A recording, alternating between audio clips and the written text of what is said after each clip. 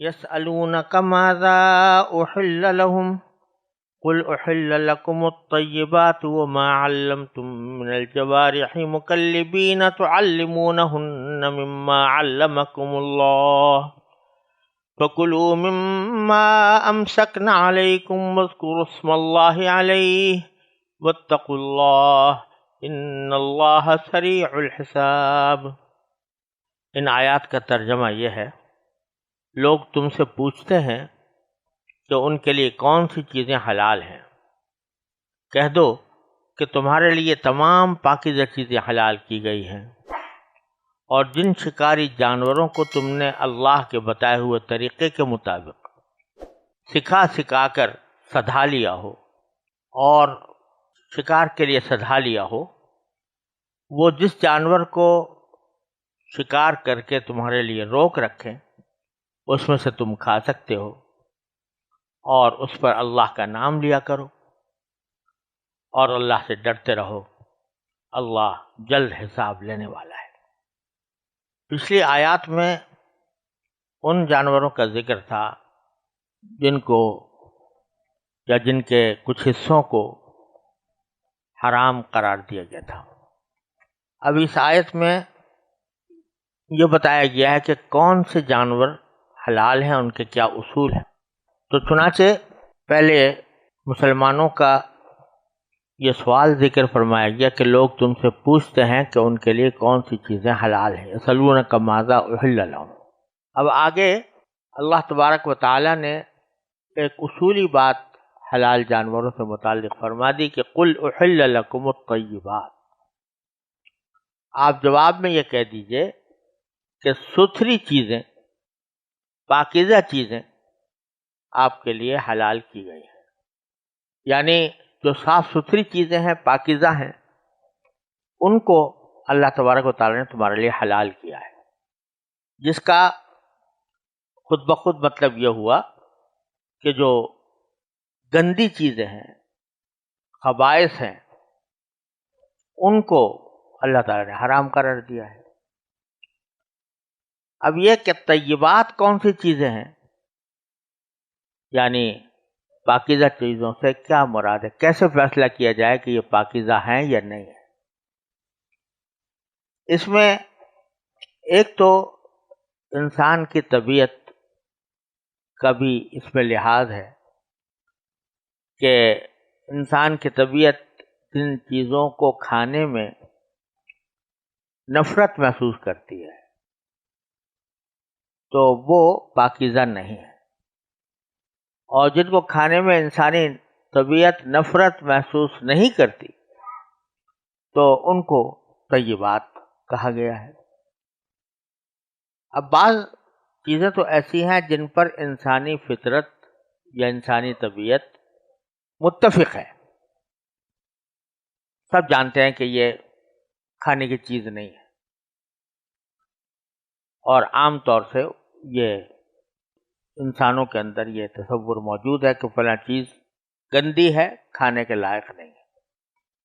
اب مثلا عام طور سے جو حشرات الارض ہوتے ہیں، سانپ، بچھو وغیرہ، تو انسانی طبیعت کی اکثریت اس کو گندا سمجھتی ہے، چاہے کچھ لوگ، کچھ قبائل اس کو گندا نہ سمجھتے ہوں، لیکن بحثیت مجموعی انسانی طبیعت اس سے نفرت کرتی ہے۔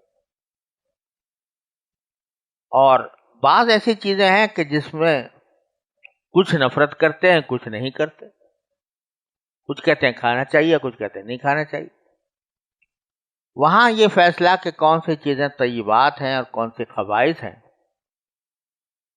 یہ در حقیقت اس کا فیصلہ انسان خود نہیں کر سکتا، کیونکہ انسانوں میں اختلاف ہے۔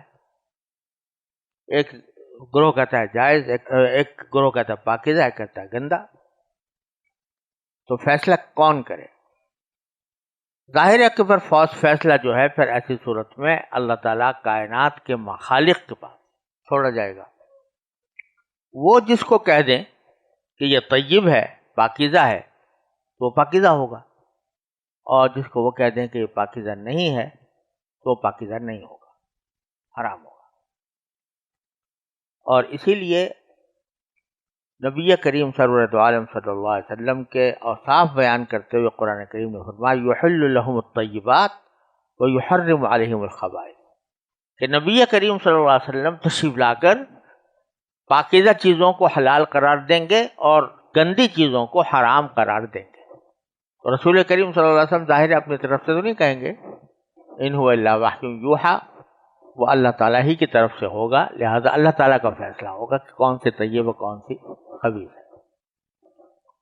اب اگر کسی کی طبیعت خراب ہو جائے، یعنی فطرت سے ہٹ جائے، اور وہ کسی گندی چیز کو اچھا سمجھنے لگے، تو اس کی وجہ سے کوئی گندی چیز اچھی نہیں ہوگی، کیونکہ کائنات کے خالق و مالک نے اس کو گندا قرار دیا. اب جیسے خنزیر ہے، تو اب خنزیر ایسی چیز ہے کہ جس کو بہت سے لوگ بڑے شوق ذوق سے کھاتے ہیں، اور ان کا کہنا یہ ہے کہ اس کا گوشت جو ہے وہ گائے اور بکری ان سب سے زیادہ لذیذ ہوتا ہے، العیاذ باللہ. تو ان کے نزدیک تو وہ طیبات میں شامل ہے. لیکن جب اللہ تبارک و تعالی نے فرما دیا کہ یہ طیبات میں سے نہیں ہے، تو بندے کو اس کے سوا کوئی چارہ نہیں کہ وہ اس کو طیبات میں شامل نہ کرے. تو خلاصہ یہ نکلا کہ طیبات میں وہی چیز داخل ہوگی کہ جس کو اللہ تبارک و تعالیٰ طیب فرمائے. بہت سی طبیعتیں ایسی ہیں، مثلا بعض ملکوں کے لوگ، چین کے لوگ ایسی چیزوں کو بھی کھاتے ہیں کہ جن کو دوسرے لوگ ناپسند کرتے ہیں. تو اس لیے معلوم ہوا کہ انسان تنہا فیصلہ نہیں کر سکتا کہ کون سی چیز طیب ہے، کون سی چیز خبیث ہے. تو اللہ تبارک و تعالیٰ نے ایک اصول بتا دیا کہ ہم جس چیز کو حلال قرار دیں وہ سب طیبات ہیں، وہ تمہارے لیے حلال ہیں، ان میں سے کسی کو حرام کرنے کا تمہیں حق نہیں. اب اس میں سب چیزیں داخل ہو گئی. خلاصہ یہ نکلا کہ جن چیزوں کو اللہ تبارک و تعالیٰ نے منع نہیں کیا تو وہ طیبات ہے، وہ کھا لو. ان کے اوپر اپنی طرف سے پابندیاں لگانا تمہارے لیے جائز نہیں، جیسا کہ سورہ انعام میں اس کی تفصیل آئی. تو یہاں اللہ تعالیٰ نے ایک اصولی طور پر یہ بتا دیا. اب یہاں یہ بھی سمجھ لینا چاہیے کہ جو جانور حرام ہیں ان کے حرام ہونے کے دو سبب ہوتے ہیں. ایک سبب یہ ہے کہ وہ اپنی ذات میں طیب نہیں، جیسے خنزیر یا جیسے بندر. اور ایک حدیث میں یہ روایت آئی ہے کہ نبی کریم صلی اللہ علیہ وسلم فرمایا کہ جن جانوروں کی شکل میں انسانوں کو مسخ کیا گیا ہو بطور عذاب، وہ حلال نہیں ہوتے. تو اللہ تعالیٰ نے ان کو حرام قرار دے دیا، یعنی وہ اپنی ذات ہی سے طیب میں داخل نہیں.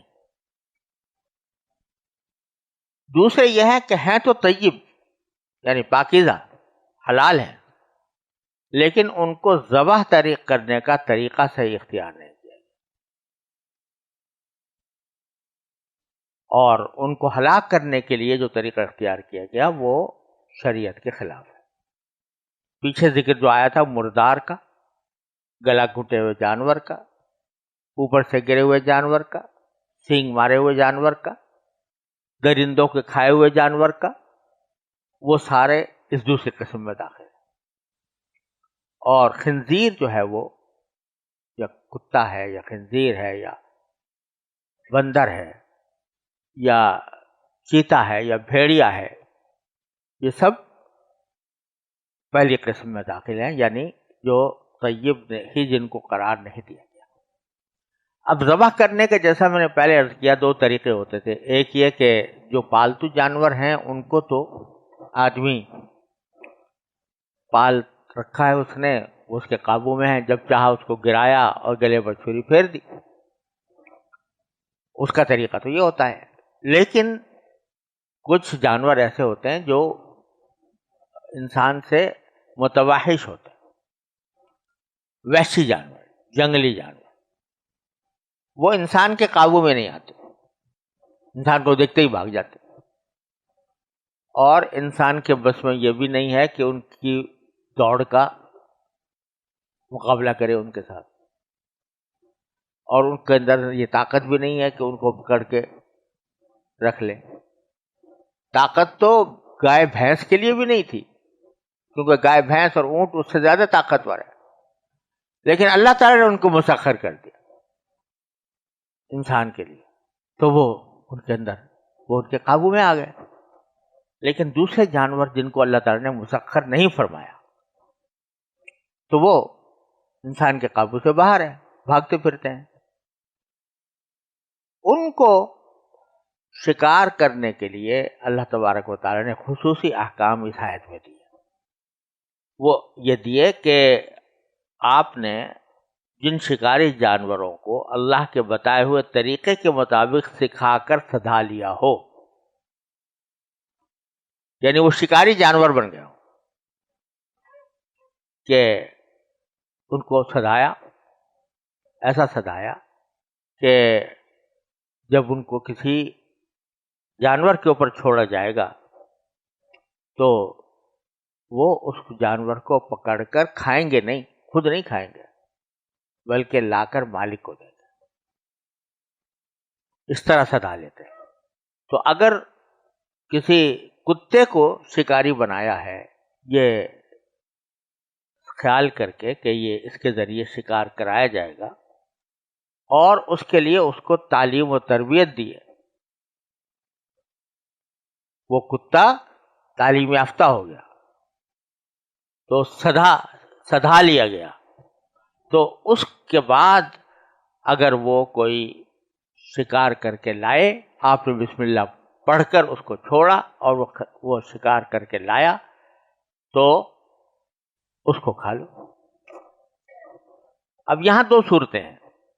ایک صورت یہ ہے کہ وہ جانور نے اس کو ہلاک ہی کر دیا، تو اگر بسم اللہ پڑھ کے چھوڑا تھا اور اس جانور نے اس کو ہلاک کر دیا، تو اس کے کھانے کے لیے بھی اگر بسم اللہ پڑھ کے چھوڑا ہے تو گنجائش ہے. لیکن اگر اکثر و بیشتر ایسا ہوتا ہے کہ جانور نے خود نہیں کھایا اور اپنے مالک کو لا کر دے دیا، اس وقت اس میں جان باقی ہے، تو پھر اس صورت میں حکم دیا گیا ہے کہ تم اس کو اللہ کا نام لے کر ذبح کرو. اور اب اس کی زکوٰۃ اختیاری بن گئی، لہذا اس میں ذبح کے سارے شرائط پورے ہونے ضروری ہیں، کہ گلے پر چھری پھیری جائے اور 4 میں سے کم از کم 3 رگیں کٹیں، یہ ضروری ہوگا. تو فَكُلُوا فرمایا وَمَا عَلَّمْتُم مِّنَ الْجَوَارِحِ، جن شکاری جانوروں کو تم نے سکھا کر، مکلبین ان کو سدھا لیا، تُعَلِّمُونَهُنَّ مِمَّا عَلَّمَكُمُ اللَّهُ، اور تم اللہ کے بتائے ہوئے طریقے کے مطابق ان کو سکھا رہے ہو، فَكُلُوا مِمَّا أَمْسَكْنَا عَلَيْكُمْ، تو جو جانور وہ پکڑ کر رکھے ہیں تمہارے واسطے اسے تم کھا لو، اور اللہ کا نام لو اس پر. یہ پہلے بھی آیا تھا کہ اللہ کے علاوہ کسی کا نام جس جانور پر لیا جائے وہ حلال نہیں ہوتا، اور یہاں اللہ تعالیٰ کے نام کا خاص طور پر ذکر کیا کہ تم اللہ کے نام لو اس کے اوپر ذبح کرتے ہوئے. اور قرآن کریم میں کئی جگہ اس کا ذکر آیا ہے کہ اللہ کے نام سے لے کر ذبح کرو. اب ذرا یہاں سمجھنے کی بات یہ ہے کہ جو چیزیں جانور نہیں ہیں، حیوان نہیں ہیں اور حلال ہیں، جیسے سبزیاں ہیں، ترکاریاں ہیں، دالیں ہیں، گندم ہے، جو ہے، ان سے پکائی ہوئی روٹی ہے، تو اس کے کھانے کے لیے، اس کے حلال ہونے کے لیے اللہ کا نام لینا کوئی شرط نہیں قرار دیا گیا۔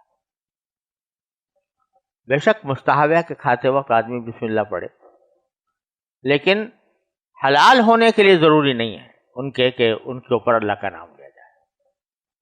لیکن کسی جانور کے حلال ہونے کے لیے ضروری ہے کہ اللہ کا نام لے۔ لہذا اگر فرض کرو صحیح طریقے سے ذبح کیا، گلے پر چھری صحیح طریقے سے پھیری، چاروں رگیں کٹ گئیں اور خون خوب بہہ گیا، مگر اللہ کا نام نہیں لیا، جان بوجھ کر نہیں لیا، تو حلال نہیں ہوگا۔ یہ فرق ہے جاندار حلال چیزوں میں اور بے جان حلال چیزوں میں۔ بے جان حلال چیزیں ویسے ہی حلال ہیں اور ان پر اللہ کا نام لینے کی ضرورت نہیں ہے، زیادہ سے زیادہ مستحب ہے، حلال ہونے کے لیے شرط نہیں، یہاں حلال ہونے کی شرط۔ وجہ اس کی یہ ہے، یہاں پر اللہ کا نام لینے کا جو حکم دیا گیا ہے اس کا پس منظر یہ ہے، اس کا فلسفہ یہ ہے کہ اللہ تبارک و تعالی نے یہ جاندار لوگ بھی ایسے پیدا کیے ہیں جن میں روح ہے، یہ بھی جاندار ہے۔ اور اصل بات یہ ہے کہ ایک جاندار کو دوسرے جاندار قتل کر کے اس کو کھانا یہ اصلاً جائز نہ ہونا چاہیے تھا، جیسا کہ بہت سے مذہب والے کہتے بھی ہیں کہ بھائی تم بھی جاندار وہ بھی جاندار، تمہاری کیا فضیلت ہے کہ تم اس کو کھاؤ؟ کوئی تمہارے اگر کوئی آدم خور قبیلہ ہو اور وہ تمہارا شکار کر کے کھائے یا تمہیں ذبح کر کے یہاں پر چھری پھیر کر اور کھائے، تو کیا کہو گے اس کو کہ یہ آدم خور ہے، جنگلی ہے، یہ وحشی ہے، یہ اس میں انسانیت نہیں ہے۔ لیکن وہی کام تم گائے کے ساتھ کر رہے ہو، وہی کام تم بکری کے ساتھ کر رہے ہو، وہی کام تم مرغی کے ساتھ کر رہے ہو، اور بڑے آرام سے کر رہے ہو، کبھی خیال بھی نہیں آتا کہ ہم نے کوئی ظلم کیا ہے کسی جاندار کے اوپر، اس کی زندگی لے لی اپنا مزہ کرنے کے لیے۔ تو یہ کیسے ایک انسان کے لیے جائز ہوتا کہ وہ اس کو ذبح کرتا؟ لیکن اللہ تبارک و تعالیٰ نے جو خالق کائنات ہے ان کو مسخر فرما دیا بندے کے لیے، انسان کے لیے، کہ تمہارے لیے مسخر ہیں، یہ ہم نے ان کو تمہارے لیے پیدا کیا ہے، ان کو تمہارے لیے پیدا کیا ہے۔ لکم فیہا دفء ومنہا تاکلون، یہ تمہارے کام ہی کے لیے پیدا کیے گئے ہیں۔ سردی ہو تو ان کی کھالوں سے تم گرمی حاصل کرو، اور جب بھوک لگے تو اس کا کھانا کھاؤ۔ تو جس ذات نے اس جاندار چیزوں کو تمہارے لیے حلال کیا، باوجود کہ بظاہر وہ ایک ظلم نظر آتا ہے، اس کے باوجود تمہارے لیے، تمہاری نفع کے لیے، تمہارے فائدے کے لیے، تمہارے مزے کے لیے اللہ تعالیٰ نے ان کو حلال کیا، تو کیا اس اللہ کو یاد نہیں کرو گے؟ جب تک نام نہیں لوگے اللہ کا، بسم اللہ واللہ اکبر، اس وقت تک تمہارے لیے حلال نہیں ہے وہ جانور۔ اس لیے حلال نہیں ہے کہ تم اعتراف پہلے کرو کہ یہ کام حقیقت میں میرے کرنے کا نہیں تھا، میرے مالک نے اپنے فضل و کرم اس کی اجازت دی ہے۔ تو اس لیے جب تک کہ نام نہیں لے لو گے اس وقت تک یہ تمہارے لیے حلال ہی نہیں ہوگا، اصل پر جائے گا اپنے، اصلاً حلال نہیں تھا یہ تمہارے لیے۔ تو اگر تم اللہ کا نام لے کر ذبح کرتے ہو تو حلال ہے۔ یہیں سے یہ بات سمجھ لینی چاہیے کہ اور چیزوں میں تو اصل یہ ہے کہ وہ حلال ہوں تا وقت کہ ان کی حرمت کا کوئی دلیل نہ آ جائے، جیسے کہ روٹی ہے، چاول ہے، سبزیاں ہیں، سامنے نظر آ رہی سبزی، جائز ہے کھا لو، تحقیق کی بھی ضرورت نہیں کہ کہاں سے آئی تھی، بسم اللہ پڑھنے کی بھی ضرورت نہیں، اس کے باوجود بغیر حلال ہے۔ تو وہاں تو یہ صورتحال ہے. لیکن گوشت میں اصل یہ ہے کہ وہ حرام ہے جب تک اس کی حلت ثابت نہ ہو جائے، جب تک اس کے لیے کوئی دلیل نہ آ جائے اس کی حلت کی، اس حد تک اس کو حرام سمجھا جائے گا. لہذا اگر شک پیدا ہو گیا کسی گوشت کے بارے میں کہ یہ حلال ہوا یا نہیں ہوا، اس پر اللہ کا نام لیا گیا یا نہیں لیا گیا، اس پر بسم اللہ پڑھی گئی یا نہیں پڑھی گئی، اس کی رگیں کٹی یا نہیں کٹی، تو شک ہونے کی صورت میں وہ حلال نہیں ہو. عام چیزیں جو ہیں شک ہونے کی صورت میں حلال رہتی ہیں، لیکن یہ شک ہونے کی صورت میں حلال نہیں رہتی. البتہ شریعت نے ایک اصول ایسا بنا دیا جو ہمارے لیے آسانی کا اصول ہے کہ اگر کسی مسلمان کے ہاتھ سے تمہیں گوشت مل رہا ہے تو مفروضہ یہی ہوگا کہ وہ اس نے حلال کر کے کھا دیا ہے تمہیں. وہاں اصل یہی ہے، کسی مسلمان کے ہاتھوں سے جب گوشت مل رہا ہے تو سمجھو کہ حلال ہے، تا وقت ہے کہ کوئی دلیل حرمت نہ آ جائے. تو وہ لیکن اصل اس میں حرمت ہی ہے. تو یہ بات اللہ تعالی نے فرمائی کہ اللہ کا نام لو، واتقوا اللہ، اور اللہ سے ڈرتے رہو. ہر حکم کے ساتھ اللہ تبارک و تعالیٰ، تقریباً ہر حکم کے ساتھ اس کا ذکر فرماتے ہیں کہ تقوی اختیار کرو، اللہ سے ڈرو، اللہ تعالیٰ کا رعب دل میں رکھو. اس لیے کہ احکام اور قوانین پر صحیح عمل اللہ تعالیٰ کی ڈر کے بغیر ممکن نہیں. محض جکڑ بند سے، قانون کی جکڑ بند سے، پولیس کے پہروں سے جرائم ختم نہیں ہو سکتے جب تک دلوں میں اللہ کا خوف پیدا نہ کیا جائے، اس کے سامنے حاضری کا احساس پیدا نہ کیا جائے. اور یہ بھی فرما دیا کہ جب کہا جاتا ہے کبھی آخرت کی فکر کرو، وہاں جا کے کیا ہوگا، حرام کام نہ کرو. کہتے ہیں بھائی دیکھا جائے گا جب آئے گا، وہ تو بہت ابھی مراحل ہیں اس میں، ابھی زندگی ہماری ہے، پھر برزخ آئے گا، پھر حشر ہوگا، پھر نشر ہوگا، پھر پل صراط سے گزریں گے، پھر جا کے کہیں آئے گی حساب کتاب ہوگا. تو ایک دن بھی 21,000 سال کا ہوگا، تو لمبا چوڑا. اللہ تعالیٰ فرماتے ہیں ان اللہ سریع الحساب، ان اللہ سریع الحساب، اللہ جلد حساب لینے والا ہے. یہ نہ سمجھنا کہ کوئی دیر لگ جائے گی تو بچے رہیں گے اتنی دیر تک. اللہ تعالیٰ اپنی رحمت سے حساب بہت جلدی لے لے گا. اس لیے اس بنیاد پر کسی غفلت کے دکھانے کا موقع نہیں.